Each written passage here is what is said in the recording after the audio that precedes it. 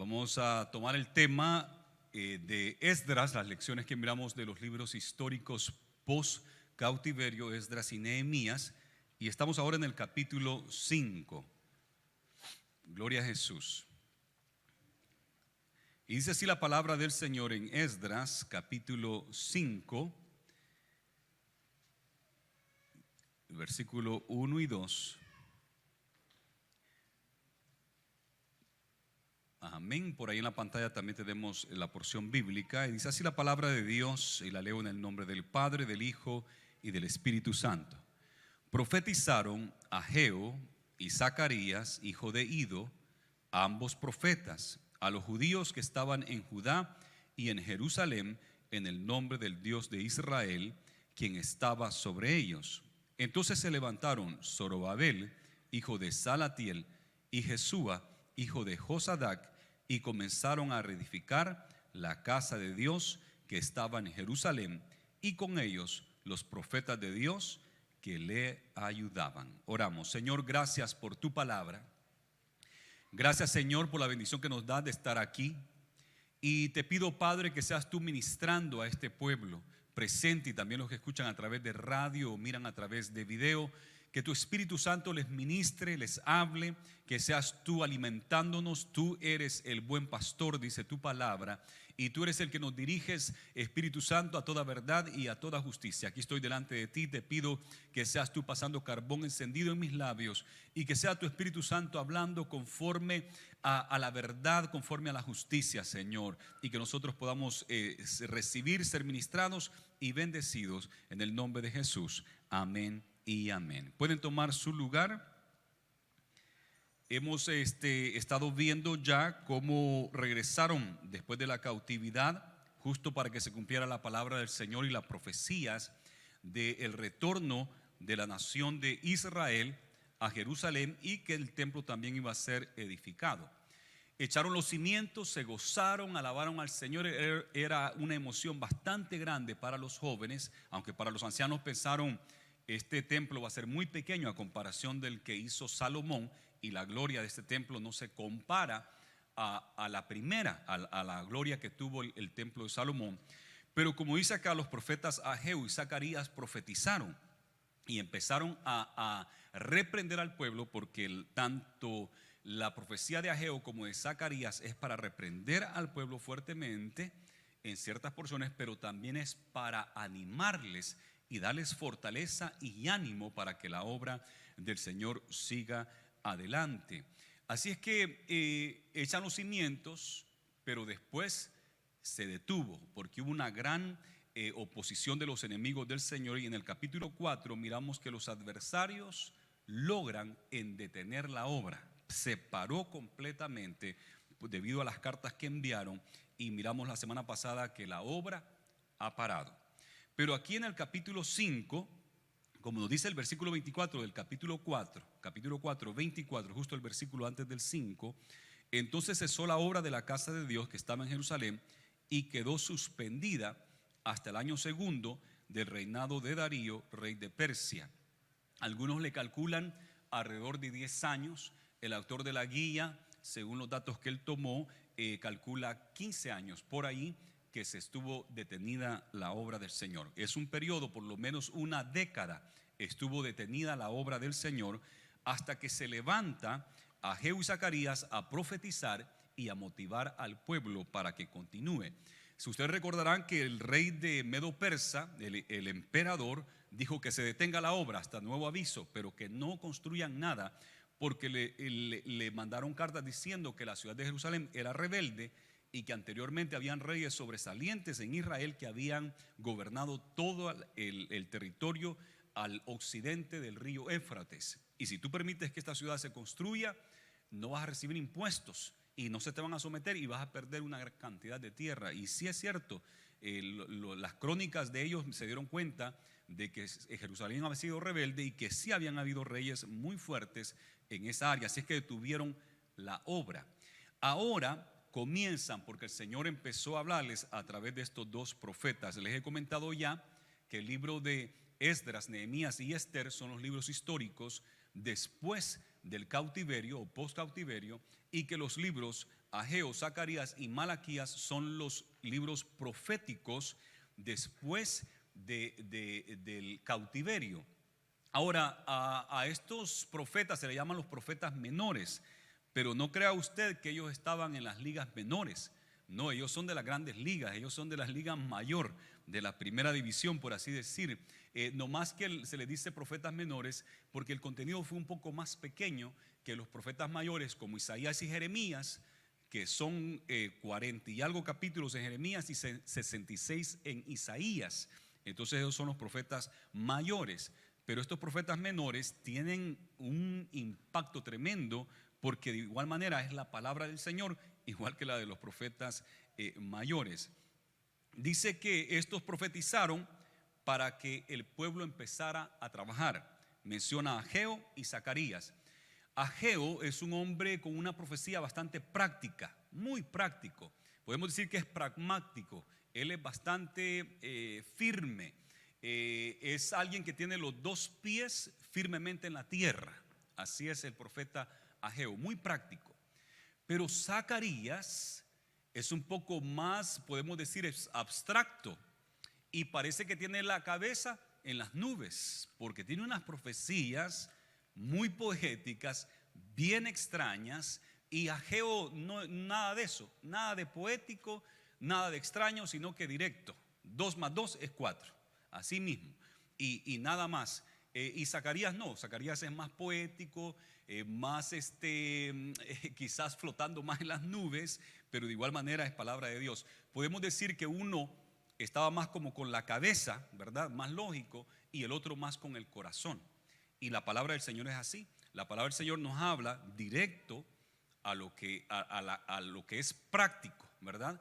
A lo que se debe de hacer, pero también nos habla al corazón y nos enamora y nos lleva de una manera también para llegarnos a través de las emociones y el corazón, pero también nos llega directo al cerebro, a las cosas prácticas que tenemos que hacer. Ageo, por ejemplo, si vamos al libro de Ageo, a la profecía que se dio, bien interesante, porque los dos, tanto Ageo como Zacarías, comienza diciendo en el año segundo del rey Darío, en el año segundo del rey Darío. Y para Ageo en el mes sexto del primer día del mes vino palabra de Jehová por medio del profeta Ageo a Zorobabel. Entonces fue en el segundo año que había comenzado a reinar Darío. Así nos dijo también en Esdras capítulo 5 o el versículo 24 del capítulo 4 nos dice que hasta el segundo año de Darío estuvo sin construirse. Y aquí Ageo en ese año, en el segundo año de Darío, empieza a profetizar. Si va conmigo a Zacarías capítulo 1, allí mismo Ageo y sigue Zacarías. Nomás le da una vuelta creo a la página y va a encontrar Zacarías. En el octavo mes del año segundo de Darío vino palabra de Jehová al profeta Zacarías, hijo de Bererquías, hijo de Ido, diciendo. Entonces en el octavo mes ¿de qué año? Del segundo de Darío. Los dos profetizaron en el segundo año de Darío. Bien interesante porque podemos buscar bien las fechas y compararlo con estos reyes que eran gentiles de la historia secular y podemos entender bien más o menos en qué año profetizaron, y esto es en el año 520 por ahí antes de que Jesús viniera a la tierra.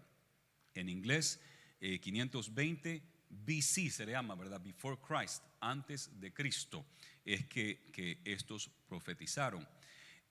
Ageo les da una profecía bastante dura, una reprensión, y nos dice en el versículo 2, en Ageo 1, regresando al 2, así habló Jehová de los ejércitos diciendo, este pueblo dice, no ha llegado aún el tiempo que la casa de Jehová sea reedificada. Entonces vino palabra de Jehová por medio del profeta Ageo diciendo, es para vosotros tiempo para vosotros de habitar en vuestras casas artesonadas, y esta casa está desierta. Pues así ha dicho Jehová de los ejércitos, meditad bien sobre vuestros caminos, sembráis mucho y recogéis poco, coméis y no os saciáis, bebéis y no quedáis satisfechos, os vestís y no os calentáis, y el que trabaja a jornal recibe su jornal en saco roto. Y empieza bien fuerte. Ustedes se desanimaron. Cuando pararon la construcción en el capítulo 4, que la lograron parar, dijeron, bueno, entonces no es tiempo de Dios, regresémonos a las casas nosotros, y empezaron a edificar sus casas. Y se concentraron en sus casas, las pusieron bien bonitas, pero dijeron, no es el tiempo de Dios, ¿verdad? Mucha gente así usualmente usa rápido esto y decir, es que Dios me está guiando por otro camino. Es que Dios no quiere así, ¿verdad? Y muchas veces usamos eso de excusa cuando las cosas no pueden salir mal, decimos, es que Dios no quiere. Pero miramos acá que Dios sí quería, nomás que ellos se habían desanimado y no querían. Pero es el momento que Dios lo está levantando. Hay que ir ya a edificar este templo. Muy fuerte la profecía, directa y fuerte. Por en veces los predicadores cristianos que predican así caen un poquito mal, ¿verdad? Especialmente en este tiempo. Y directo le dice, ustedes es tiempo para ustedes, pero no es tiempo para edificar la casa. Bien directo el mensaje de Ageo. Pero también los motiva y los anima. Y sabe que la profecía del Señor es así, dice la Biblia en 1 Corintios capítulo 12, nos dice que la profecía, en el capítulo 14 nos dice esto claramente, de 1 Corintios, que la profecía es para exhortar, edificar y consolar. Y miramos la exhortación, miramos la reprensión, pero también anima y también consuela. Y Ageo no solamente profetizó fuerte y no solamente animó al pueblo y le dio ánimo, aliento, pero también vivió lo que predicó, porque se puso a trabajar en la construcción. Ageo era quizás de los que decían, no, los hermanos haber dicho, ¿saben qué? Hagamos una reunión de oración para ver si el Señor quiere que edifiquemos. Vamos a orar unos cuantos días, una campaña de oración para ver si es la voluntad de Dios que edifiquemos. Y si Ageo estaba ahí, hubiese dicho, ¿saben qué? Está bien con su culto de oración, háganlo en la noche, pero durante el día se me vienen con pala y asadón porque vamos a construir este templo y lo vamos a hacer ya y vamos a trabajar ya. Está bien que oren, pero oren en la noche cuando no hay trabajo, pero durante el día los quiero a todos trabajando. En una ocasión Dios le dijo así a Moisés también, ¿qué haces ahí orando? Levántate. ¿Qué tienes en la mano? La vara, pues extiéndela para que el mar rojo se abra. Y el Señor dice, ¿qué haces orando? Ya estuvo la oración, vamos a accionar, es tiempo de accionar. Y yo creo que tenemos que hacer un balance, porque hay algunos que solamente orar y no actúan. Decía un dicho mi pastor que era de Puerto Rico, Carlos Juan Rivera, orando pero con el mazo dando. Y un americano hace muchos años dijo, el hombre que se hinca a orar para pedirle al Señor que le dé una buena cosecha, debe de levantarse, su amén dice debe de ser ya con la herramienta en la mano. Cuando diga amén, ya tiene que tener por ahí el asadón con el que va a estar trabajando para que la cosecha sea grande. Yo estoy de acuerdo con eso. El que está pidiendo trabajo, su amén tiene que ser llenando la solicitud, amén, y llenando ya la solicitud para trabajo, ¿verdad? No, que Señor dame trabajo, ni siquiera se levanta a ir a pedir una aplicación o ir a ver. No, su amén ya tiene que ser amén y ya actuando para que el Señor le bendiga. Ageo era así, muy práctico. Vamos al trabajo directamente. Dio también ánimo, aliento y actuó. Ahora, Zacarías, las profecías de Zacarías, muchas de esas profecías no solamente eran para el momento de la edificación del templo y la llegada del Mesías, porque él profetizó bastante de la primera venida de Jesús, pero ¿sabe qué más? Zacarías profetizó de la segunda venida de Cristo Jesús, del milenio. Les profetizó muchas cosas que estaban a 2500 años más adelante, por así decirlo, a nuestro tiempo, y de la segunda venida de Cristo Jesús, que puede ser en cualquier momento. Yo digo 2500 porque yo presiento que Jesús viene pronto, ¿verdad? Puede ser que tarde otra década o otros 100 años, no lo sé, pero Jesús viene pronto. Y yo siento, y casi todos los cristianos que hemos vivido durante la historia siempre pensamos que va a ser en nuestro tiempo, y así debe de ser. Pensar siempre que va a ser en nuestro tiempo para que estemos preparados. Y Zacarías de unas profecías extraordinarias, pero nomás quiero llevarles a una aquí en Zacarías capítulo 3, le da vuelta a la página de Ageo a Zacarías, y mira esta clase de profecía. Por eso le digo que era más así abstracto, más al corazón. Y dice, me mostró, en Zacarías 3, me mostró al sumo sacerdote Josué, el cual estaba delante del ángel de Jehová, y Satanás estaba a su mano derecha para acusarle. Y dijo Jehová a Satanás: Jehová te reprenda, oh Satanás. Jehová que ha escogido a Jerusalén te reprenda. ¿No es este un tizón arrebatado del incendio? Y Josué estaba vestido de vestiduras viles y estaba delante del ángel. Y habló el ángel y mandó a los que estaban delante de él diciendo: quitarle esas vestiduras viles. Y a él le dijo: mira que he quitado de ti tu pecado y te he hecho vestir de ropas de gala. Después dijo: pongan mitra limpia sobre su cabeza. Y pusieron una mitra limpia sobre su cabeza y le vistieron las ropas. Y el ángel de Jehová estaba en pie. Y el ángel de Jehová amonestó a Josué diciendo: así dice Jehová de los ejércitos: si anduvieres por mis caminos y guardares mis ordenanzas, también tú gobernarás mi casa, también guardarás mis atrios, y entre estos que están aquí te daré lugar. ¿Qué clase de profecía? Mira al diablo, a Satanás, que está acusando a Josué. Este es el sumo sacerdote y mira cómo anda y mira su pecado. Y el Satanás está acusándolo, porque dice la Biblia que Satanás es el acusador de todos nosotros. El diablo nos acusa constantemente. Y tiene razón, porque fallamos. Josué había fallado y estaba con vestiduras viles y está ahí todo triste, todo debilitado. No tiene fuerzas para edificar el templo, no tiene fuerzas para dirigir la obra del Señor. Este es el líder espiritual. Zorobabel es el líder político, por así decir, el gobernante de la nación, y Josué es el líder de lo que es lo espiritual. Y está bien mal delante del Señor, y el Señor le dice: no, te voy a poner limpia la ropa y una mitra limpia y el pectoral, y vas a estar delante del Señor. El Satanás lo estaba minando, ¿verdad? Acusándolo, y así hace el diablo con nosotros. Pero Jesús es el abogado y Jesús nos defiende, y Jesús siempre está allí para defendernos. Dice la Biblia que Jesús intercede por nosotros al Padre, y que hay un solo mediador entre Dios y los hombres, y ese es Cristo Jesús. Es Jesús mismo el que intercede por nosotros, porque Él pagó el precio en la cruz del Calvario.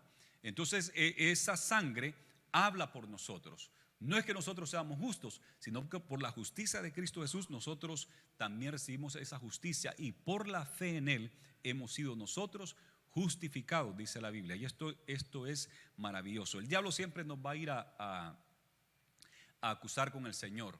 ¿Y sabe qué hay que hacer?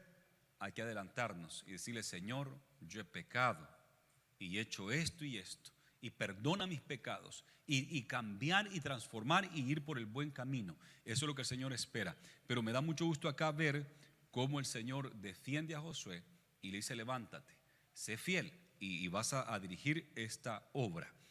En el capítulo 4 ahora habla tanto a Josué, el sumo sacerdote que edifica el templo, pero también a Zorobabel. Y quiero ver la parte de Zorobabel. En el capítulo 4, versículo 6, esto es lo que profetizó Zacarías. Y esto dio ánimo a Zorobabel y a Jesúa, le dio ánimo para ir y edificar el templo. Aquí le dice Josué. Y dice esto en el versículo 6, Zacarías 4:6. Entonces respondió y me habló diciendo: esta es palabra de Jehová a Zorobabel, que dice: no con ejército ni con fuerza, sino con mi espíritu, ha dicho Jehová de los ejércitos. ¿Quién eres tú, oh gran monte? Delante de Zorobabel serás reducido a llanura. Él sacará la primera piedra con aclamaciones de gracia a ella. Vino palabra de Jehová a mí diciendo: las manos de Zorobabel echarán el cimiento de esta casa, y sus manos la acabarán, y conocerás que Jehová de los ejércitos me envió a vosotros. Entonces esta clase de profecía le está dando ánimo. Ageo les dice: están sembrando, están trabajando y tienen sacos rotos porque no dan dinero para la obra del Señor. Y es tiempo que den para la obra del Señor, y hay que ir a construir, hay que ir a trabajar. Enfóquese en la casa del Señor, no solamente en sus casas.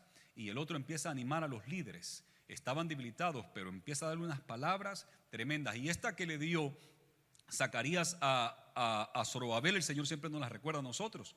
No es con espada, no es ni con ejército ni con fuerza, sino con mi espíritu, ha dicho Jehová de los ejércitos. Y eso nos da fuerza a nosotros para saber que aunque hayan dificultades en la vida y situaciones muy difíciles que pensamos que no podemos sobrepasar, el Señor dice, no, esas grandes dificultades quedan como nada. Ese monte tan alto y tan difícil quizás de escalar va a quedar como una llanura delante del Señor. Así que ahí están algunas de las profecías que dieron Ageo y Zacarías, y por eso dice, regresando a Esdras, al libro histórico, ya fuimos a los dos libros proféticos, regresando a Esdras, el libro histórico, uno de los libros históricos post cautiverio, por eso es que dice, profetizaron Ageo y Zacarías, ambos profetas a los judíos, al pueblo, pero también a quien miramos acá, en el 2, entonces se levantaron Zorobabel, hijo de Salatiel, y Jesúa, que en Zacarías le dice Josué,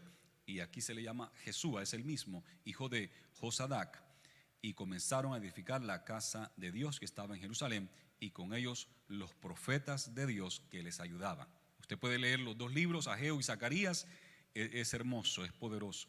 En aquel tiempo vino a ellos Tatnia, gobernador del otro lado del río, y Setar-Boznai y sus compañeros, y les dijeron así: ¿quién os ha dado orden para edificar esta casa y levantar estos muros?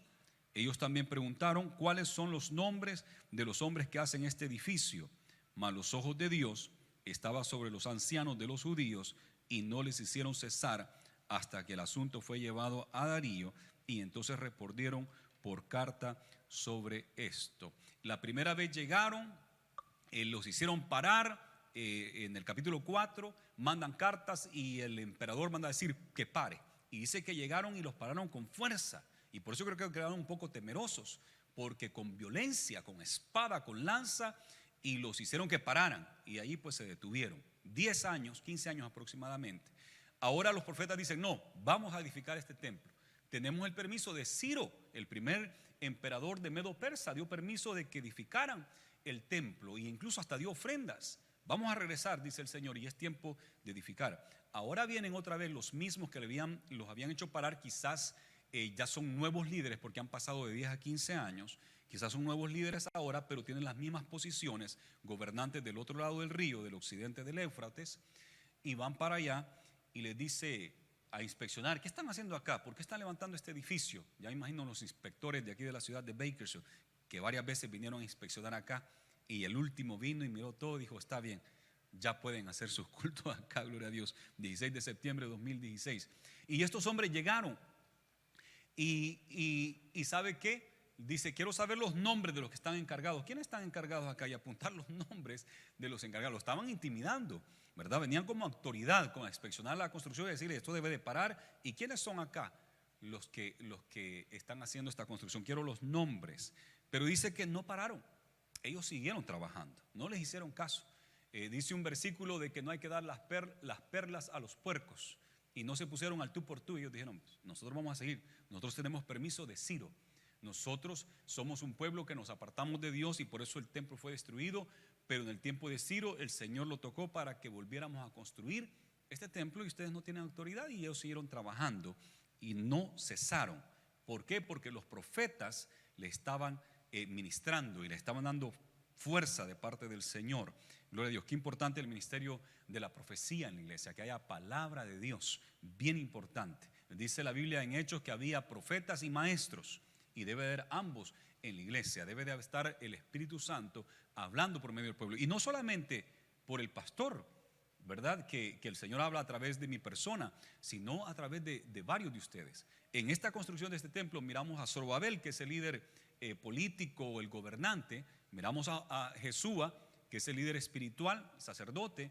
Pero miramos a Ageo, miramos a Zacarías, que son profetas. Además de eso miramos a un gran maestro, Esdras mismo, que ha escrito esto, Esdras, que va a venir más adelante, y Nehemías, un gran constructor. No es un solo hombre, sino que es un equipo, y con ellos cientos y miles de personas haciendo la obra del Señor. Y el Espíritu Santo nos usa a todos nosotros para que la obra del Señor siga. Aquí nadie se puede llevar el crédito, una persona individual. El crédito aquí es del Señor número uno y de todo el pueblo que trabaja a favor de la obra del Señor. Gloria a Jesús. Entonces mire que hacen una carta para Darío y mandan esta carta. En el versículo 6, copia de la carta que Tatnai, gobernador del otro lado del río, y Setar Bosnai y sus compañeros, los gobernadores que estaban al otro lado del río, y como he dicho, esto es del occidente del Éufrates hasta el mar grande, que es el Mediterráneo, y Israel, como ustedes saben, está a la orilla del mar grande y el río de Jordán, que tiene ahí también. Ahora, dice, le enviaron carta, y así estaba escrito en ella: al rey Darío toda paz. Sea notorio al rey que fuimos a la provincia de Judea, a la casa del gran Dios, imagínense cómo le dice, la cual se edifica con piedras grandes. Y los discípulos una vez asombraron y dijeron: Jesús, mira esas piedras. Jesús dijo: no queda piedra sobre piedra, porque eran piedras grandes. Y estaban examinando los discípulos y enseñándole a Jesús: eso está muy grande, ¿cómo tú dices que el templo va a ser destruido? Esas piedras son grandes. Y ya los maderos estaban puestos en las paredes, y la obra se hace deprisa y prospera en sus manos. Eso es lo que la carta dice. Están haciéndola bien fuerte y bien rápido, y está prosperando. Entonces preguntamos a los ancianos diciéndoles así: ¿quién os dio orden para edificar esta casa para levantar y para levantar estos muros? También le preguntamos sus nombres para hacértelo saber, para escribirte los nombres de los hombres que estaban a la cabeza de ellos. Y nos respondieron diciendo así: nosotros somos siervos del Dios del cielo y de la tierra, y reedificamos la casa que ya muchos años antes había sido edificada, la cual edificó y terminó el gran rey de Israel. ¿Quién es este? Salomón, el gran rey de Israel.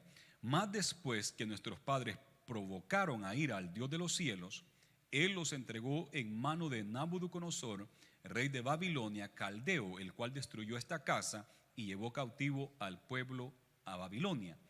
Pero en el año primero de Ciro, rey de Babilonia, el mismo rey Ciro dio orden para que esta casa de Dios fuese reedificada.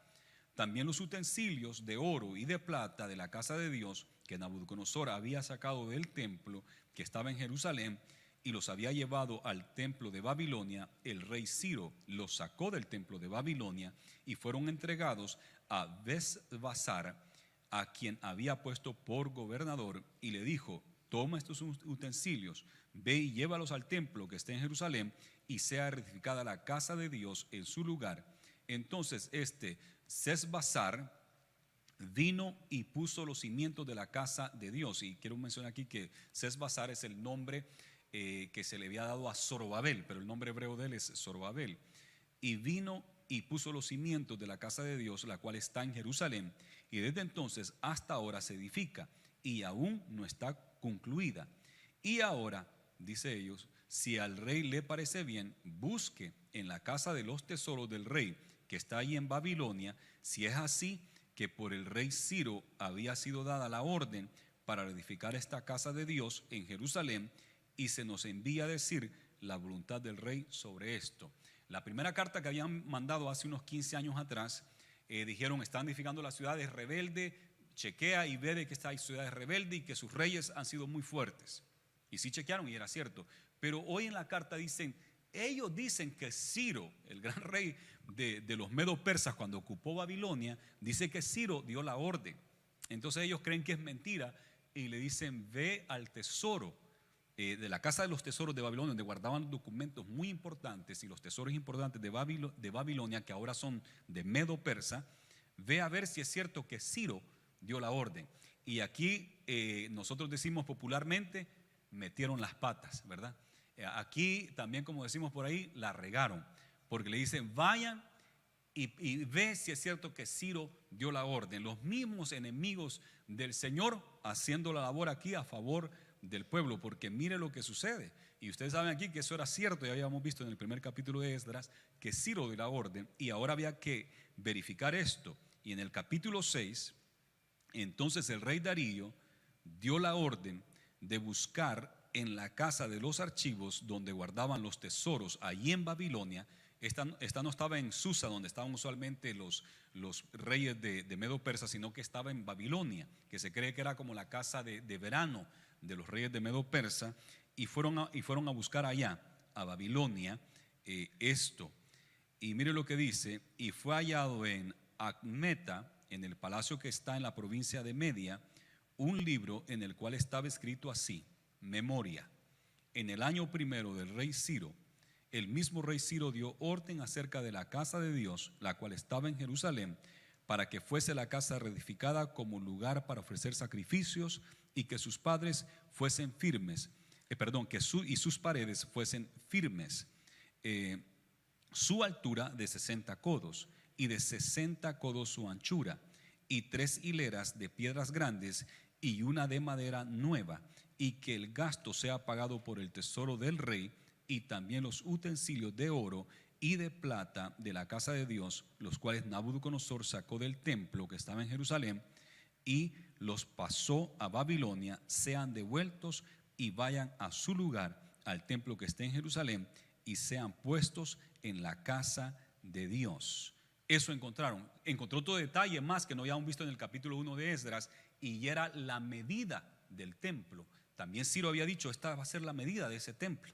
Y Ciro dijo: tienen que edificarlo, y además que del tesoro de los medo-persas iba a salir dinero para sostener la obra y edificarla. Y los enemigos del Señor no sabían eso. Los enemigos de Israel no sabían que Ciro había escrito todo eso. Y ahora Darío, en su segundo año que le llega la carta, va y verifica que todo eso es verdad. Y ustedes recordarán que la ley de los medos y persas no puede ser quebrantada, y lo tenemos bien claro en el libro de Daniel, cuando este rey Darío, por astucia de los enemigos de Daniel, terminó echando a Daniel, porque Daniel oraba 3 veces al día y no encontraban cómo agarrar a Daniel en algo malo. Le buscaban maneras de ver si podían agarrarlo en algo para decirle a Darío y que lo matara o lo expulsara y le quitara todos sus privilegios y posiciones que tenía. Y resulta de que no podían, y lo único que podían encontrar era de que él oraba. Y se inventan que por un mes nadie ore a ningún dios, sino solo a ti, Darío. Y Darío como que se le gustó eso. Está bien, dijo, y firmó. ¿Y qué pasa? Al firmar él con su anillo, eso era ley, no podía ser quebrantada. Entonces cuando vienen y le dicen: ¿sabes qué? Daniel siempre sigue orando 3 veces al día. Y él, dijo: sí, es cierto, Daniel no iba a dejar de orar, y nunca Daniel me iba a orar a mí. Entonces buscó la manera de cómo salvarlo, y toda la tarde, buscando la manera de salvarlo, y no logró, porque la ley de Medo-Persa se tenía que cumplir, y él mismo la había firmado. Así es que le dice: Daniel, tu Dios sea contigo, que tu Dios tenga misericordia, porque Darío sabía que el Dios de Israel era un Dios verdadero, era el Dios verdadero. Que tu Dios tenga de ti misericordia. Dice que no comió, usualmente comían, oían música y tenían diversión en la noche antes de dormir. No quiso música, no quiso nada, ni quiso comer, más que estar triste Darío por lo que había hecho. Y al nomás que amaneció, fue rápido donde Daniel, a donde estaba el foso de los leones, y le dice: Daniel, tu Dios, a quien tú sirves, ¿te ha podido salvar? ¿Y qué dijo Daniel? Para siempre vive, oh rey, que Dios ha tapado la boca de los leones y me ha salvado. Gloria a Jesús. Gloria a Dios. Este Darío es el que le llegó esta carta, y va y se encuentra que Ciro había dicho eso, y Darío, que respetaba muy bien las leyes de Medo-Persa, dijo: pues esta ley no puede ser quebrantada. Si el primer rey la dio, si Ciro la dio, esto tiene que cumplirse. Y asimismo tenemos que nosotros dar dinero para que esa construcción se haga. Más que conocía a Daniel, y Daniel era un hombre de Dios tremendo, que había no solamente impactado a Darío, también a Ciro y a un Nabucodonosor. Ya Daniel aquí tiene sus 80, 90 años de edad. Ha estado con diferentes reyes. Desde que tenía 17 años de edad conoció a Nabucodonosor, y ha influenciado a muchos reyes ahora que han estado ahí a su mano derecha, Daniel. Así es que dice ahora la respuesta de Darío en el versículo 6: ahora pues, Tatnia, gobernador del otro lado del río, Sater-Boznai, y vuestros compañeros, los gobernadores que estáis al otro lado del río, alejaos de ahí, déjenlos en paz. Así les dijo: alejaos de ahí, dejad que se haga la obra de esa casa de Dios, que el gobernador de los judíos y sus ancianos reedifiquen esa casa de Dios en su lugar. Y por mí, dice ahora Darío, es dada orden de lo que habéis de hacer con esos ancianos de los judíos para edificar esa casa de Dios, que de la hacienda del rey que se tiene del tributo del otro lado del río, sean dados puntualmente a esos varones los gastos para que no cese la obra, y lo que fuere necesario, becerros, carneros y corderos para holocaustos del Dios del cielo, trigo, sal, vino y aceite, conforme a lo que dijeren los sacerdotes que están en Jerusalén, les sea dado día por día sin obstáculo alguno, para que ofrezcan sacrificios agradables al Dios del cielo y oren por la vida del rey y por sus hijos.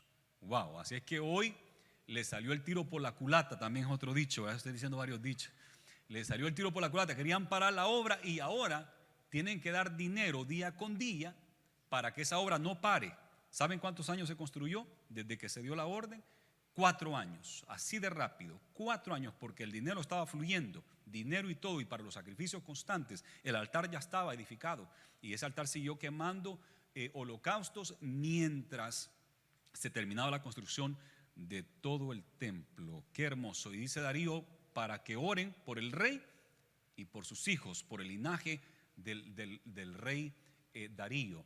Bien interesante que tanto Ageo y Zacarías, profetas, cuando van a decir en qué año y en qué fecha fue que profetizaron, ellos mencionan a reyes gentiles, Darío por ejemplo, y después Zacarías va a continuar y mencionan ahora reyes gentiles. Antes decía en el año del rey Usías, por ejemplo, como dijo Isaías, en el año que murió el rey Usías. ¿Y quién era Usías? El rey de Jerusalén, el rey de Judá. Y todos los profetas antes del cautiverio de Babilonia siempre decían en el año tal del rey de Israel o del rey de Judá o de ambos reyes, siempre. Pero desde que regresan a Babilonia, como no hay rey en Israel, desde entonces empiezan a decir en el año del rey Darío, el rey tal que era un gentil. Bien interesante cómo lo escriben ahora. Y este rey Darío dice, yo quiero que esos sacerdotes hagan oración por mí, que en ese templo se haga oración por mí y por mis hijos, por mi descendencia, que Medo Persa siga estable. Y pidió esa petición. Y después dice esto, en el 11, también por mí es dada orden, ahora va a sellar esta orden, por mí es dada orden que cualquiera que altere este decreto, se le arranque un madero de su casa y sea alzado y sea colgado en él y su casa sea hecha muladar por esto. Si alguno de ustedes se atreve a alterar esto que he dicho, entonces vamos a hacer esto. De su casa se va a cortar una viga, se va a sacar una viga, la van a parar y que lo horquen. Número 1. En este tiempo la horca era la manera de matarlos. En el tiempo de Roma era crucifixión, pero en el tiempo de los medo persas era ahorcar. ¿Se acuerdan cuando a Mardoqueo lo quería ahorcar a Amán? Amán, ¿verdad? Porque está Naamán también. Amán lo quería ahorcar. ¿Y qué pasó al final? Y dice que la subió bien alta para que todos vieran. Al final el mismo enemigo de Mardoqueo terminó colgado allí. Y lo que está diciendo aquí el rey Darío dice, eso vamos a hacer, vamos a colgar al que no quiera y sea gobernante, no importa. De su casa misma vamos a sacar una viga para ahorcarlo y que su casa se convierta en un muladar. ¿Sabe qué quiere decir eso? En un lugar donde se echa el estiércol, ¿verdad? Esa suciedad. Ahí se va a usar esa casa para echar el estiércol. O sea, vamos a hacer su casa un basurero. Todos los desperdicios de la ciudad, ahí se van a echar. Si ustedes llegan a alterar o alguien se atreve a fallar a esta ley, a este decreto que yo estoy dando, está seria la cosa. Y miren lo que dice en el versículo 12: y el Dios que hizo habitar ahí su nombre, destruya a todo rey y pueblo que pusiere su mano para cambiar o destruir esa casa de Dios, la cual está en Jerusalén. Yo, Darío, he dado el decreto, sea cumplido prontamente. Y miren lo que dice el 13. Entonces Tadnía, gobernador del otro lado del río, y Setar Bonsai y sus compañeros hicieron puntualmente según el rey Darío había ordenado. Y los ancianos de los judíos edificaban y prosperaban conforme a la profecía del profeta Ageo y de Zacarías, hijo de Ido, Edificaron pues y terminaron por orden del Dios de Israel y por mandato de Ciro, de Darío y de Artajerjes, rey de Persia. Esta casa fue terminada al tercer día del mes de Adar, que era el 6º año del reinado del rey Darío. 4 años, así de rápido edificaron, porque la bendición de Dios estaba sobre ellos, justo como dijo Zacarías y justo como dijo Ageo. El Señor les iba a bendecir, les iba a prosperar. Lo que no sabían es que Dios tenía preparado un regalito que ni se imaginaban, que el mismo rey de Medo Persa iba a enviarle dinero con los impuestos del otro lado del río y les iba a ayudar. Qué bendición de verdad. Gloria a Jesús. Entonces los hijos de Israel, los sacerdotes, los levitas y los demás que habían venido de la cautividad hicieron la dedicación de esta casa de Dios con gozo y ofrecieron en la dedicación de esta casa de Dios 100 becerros, 200 carneros y 400 corderos y 12 machos cabríos en expiación por todo Israel, conforme al número de las tribus de Israel. Quiero detenerme ahí un segundito. Fíjese que menciona, han terminado, hacen holocausto, una gran celebración, pero me llama mucho la atención esto acá, que sacrifican 12 machos cabríos por todo Israel, conforme al número de las tribus de Israel. No nos dice acá que hay 10 tribus perdidas, porque por ahí se ha levantado una teoría que después de que en el cautiverio de los asirios y de Babilonia, que ahí se perdieron 10 tribus y que solamente quedó Judá y Benjamín. Pero los levitas se mencionan aquí bastantes veces, serían tres. Pero ellos dicen se han perdido 10 tribus. Y de ahí han sacado unas teorías bien extrañas, que esas 10 tribus se fueron varios para Inglaterra, ¿verdad? Aprendieron a hablar inglés y bueno, ellos son los del inglés. Y además de eso, que varias de esas tribus se vinieron para Estados Unidos de América. Y que por eso Estados Unidos y Inglaterra han sido bendecidos en gran manera, porque ellos son parte de las 10 tribus perdidas de Israel. Es una de las teorías, pero eso no es verdad, eso es falso. Las 10 tribus que ellos dicen que están perdidas nunca estuvieron perdidas, están acá. 12 machos cabríos, una por cada tribu, para representar a todo Israel, y a las 12 tribus, nos dice acá, no hay ninguna perdida, están juntas ahora. Otros de por ahí se agarran de que entre esas tribus se fueron para España y que ahora todos los latinos que tienen un apellido que termina con la EZ son descendientes de los judíos. Y si usted tiene un apellido que es Pérez, usted es judío, ¿verdad? Y si tiene todo el que tiene EZ, imagínese Martínez. ¿Cuántos Martínez no hay en Latinoamérica? Hernández, ¿verdad?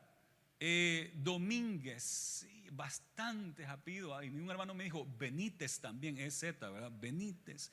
Bueno, y así podemos ir con un montón de apellidos de Latinoamérica. Más de la mitad de Latinoamérica, el 70% ha de ser judío. Y entonces dicen que ahora hay que decir Yeshua HaMashiach, hay que circuncidarse, dejarse la barba y andar tipo judío. Y ellos son los mesiánicos de hoy en día, ¿verdad? Los judíos mesiánicos, dicen ellos. Y por estas cosas de que dicen que están perdidas las 10 tribus nunca se perdieron. En Ezequiel hay una profecía donde dice que el Señor le dice a Ezequiel, profetiza sobre estos huesos. ¿Vivirán estos huesos? No lo sé, Señor, solo tú lo sabes. Profetiza y dile que se levanten. Y después se levantan, pero no tienen vida. Y le dice, profetiza ahora a los 4 vientos que sople sobre ellos.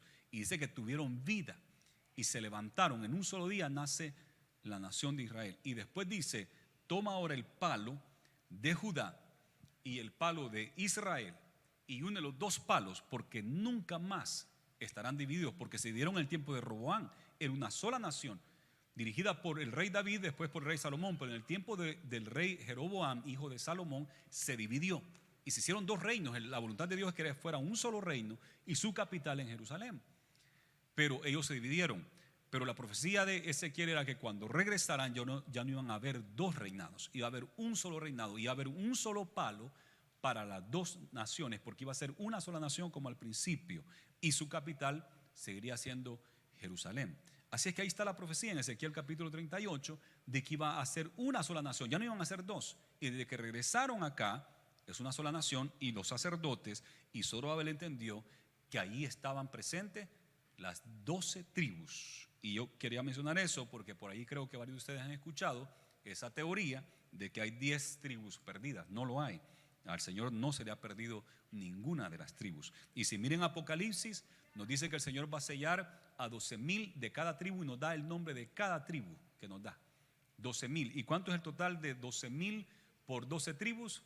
144,000. Vaya a preguntarle a los testigos de Jehová qué quiere decir eso. Ellos tienen otra idea, que ellos eran los 144,000. El problema fue cuando se pasaron de los 144,000 miembros de los testigos de Jehová. Hoy ya creo que son arriba del millón o millones. Y entonces ahora ¿qué hacen con el número 144,000? Ahí está claro, 12,000 de cada tribu. No de los testigos de Jehová, no de los americanos, no de los mexicanos, no, de las tribus de Israel. Y están en pie hasta el día de hoy y Dios tiene planes con ellos. Quería mencionar eso debido a que por ahí se corren ideas bien extrañas y no son bíblicas. Gloria a Jesús. Entonces continuamos viendo acá en el 18: y pusieron a los sacerdotes en sus turnos y a los levitas en sus clases para el servicio de Dios en Jerusalén, conforme a lo escrito en el libro de Moisés. También los hijos de la cautividad celebraron la Pascua a los 14 días del mes primero, porque los sacerdotes y los levitas se habían purificado a una. Todos estaban limpios y sacrificaron la Pascua por todos los hijos de la cautividad y por sus hermanos los sacerdotes y por sí mismos. Comieron los hijos de Israel que habían vuelto del cautiverio con todos aquellos que se habían apartado de las inmundicias de las gentes de la tierra para buscar a Jehová Dios de Israel. Y celebraron con regocijo la fiesta solemne de los panes sin levadura 7 días, por cuanto Jehová los había alegrado y había vuelto el corazón del rey de Asiria hacia ellos para fortalecer sus manos en la obra de la casa de Dios, el Dios de Israel. Edifican el templo, hacen una celebración, sacrificios, y pronto se va a celebrar la Pascua de ese año, la primera Pascua. Y la celebraron y también recordaron a los que estaban en el cautiverio, los que no quisieron regresar de Babilonia, de Medo Persa y de todo el imperio. Recordaron de que ahí estaban los hermanos y celebran la primera Pascua. ¿Sabe qué sucede después de eso? Empiezan a celebrar la Pascua año con año. Y la gente que estaba afuera de Jerusalén venían desde Roma, desde Grecia, desde Medo Persa, venían a celebrar la Pascua año con año. 400 y algo años pasaron, 500 y algo años, hasta que viene Jesús. ¿Y sabe qué acostumbraba Jesús? Ir a celebrar esa Pascua cada año él subía a celebrar la Pascua. Y la última Pascua que celebró cuando él tenía 33 años y medio, ese mismo día de la Pascua, lo sacrificaron a él, lo crucificaron en la cruz del Calvario, en una fiesta como esta que están celebrando. Por 500 y algo años se había celebrado hasta que Jesús viene, y en ese día de la Pascua él ofrenda su vida como aquel cordero que sacrificaban para la Pascua. Todos los judíos se reunieron alrededor de la Pascua. Hubo una alegría tremenda. 7 días de no panes sin levadura. Ese sacrificio del cordero que representaba al Mesías, que ellos ni sabían que representaba a Cristo, que iba a morir, iba a ser sepultado e iba a resucitar. Varios profetas lo habían dicho, como Isaías, de que iba a morir. Daniel iba a morir, pero no lo agarraban. Y el Mesías murió como el cordero. Por eso Juan el Bautista dijo: he aquí el cordero de Dios que quita el pecado del mundo, porque debía de morir. Todos se reunieron alrededor de la Pascua, todos los judíos, los israelitas. ¿Y sabe qué? Nosotros también nos reunimos alrededor de Cristo Jesús. La Pascua para nosotros no es la celebración de la salida de Egipto o la celebración de que el templo se construyó. La Pascua para nosotros es la celebración que Jesús, el Hijo de Dios, dio su vida por nosotros para salvarnos y darnos vida eterna, cumpliendo así todas las profecías del Antiguo Testamento que señalaban hacia Jesús. Pues Jesús mismo dijo: escudriñad las Escrituras, porque en ellas os parece que tenéis la vida eterna, y ellas son las que dan testimonio de mí. Toda la Escritura señala hacia Cristo Jesús. Así es que ellos celebraron la Pascua y nosotros celebramos a nuestro Señor Jesucristo. Gloria a Dios. Gloria a Dios. Qué hermoso esto. Y ¿sabe qué? A través de Cristo Jesús podemos tener vida eterna. Le voy a pedir que inclinemos nuestros rostros y meditemos en lo que hemos oído. Señor, gracias por tu palabra. Gracias, Señor, porque el templo se construyó y aquel pueblo pudo regresar y construir ese templo. Se celebró la Pascua, Señor, señalando y apuntando hacia ti, Jesús de Nazaret. Yo quiero hacer una invitación, si hay alguien en nuestros medios el día de hoy que aún no ha recibido a Cristo Jesús, aún no ha aceptado a Jesús como su Dios y su Salvador. Dice la Biblia: a los suyos vino y los suyos no le recibieron, mas a todos los que le recibieron, a los que creen en él, les dio potestad de ser hechos hijos de Dios. Hay que recibir a Jesús para ser hecho hijo de Dios, para poder tener su nombre escrito en el libro de la vida. Si hay alguien acá que quisiera aceptar a Jesús o reconciliarse con el Señor, hoy es el día de salvación. ¿Qué tiene que hacer? Simplemente levantar su mano. Desde aquí yo voy a ver su mano levantada y vamos a hacer una oración especial por usted. ¿Hay alguien? Levante su mano y vamos a hacer una oración especial por usted para que usted entregue su vida a Jesús y pueda aceptarlo. Levante su mano y vamos a hacer una oración. ¿Hay alguien que quisiera levantar su mano y aceptar al Señor? Hoy es el día de salvación.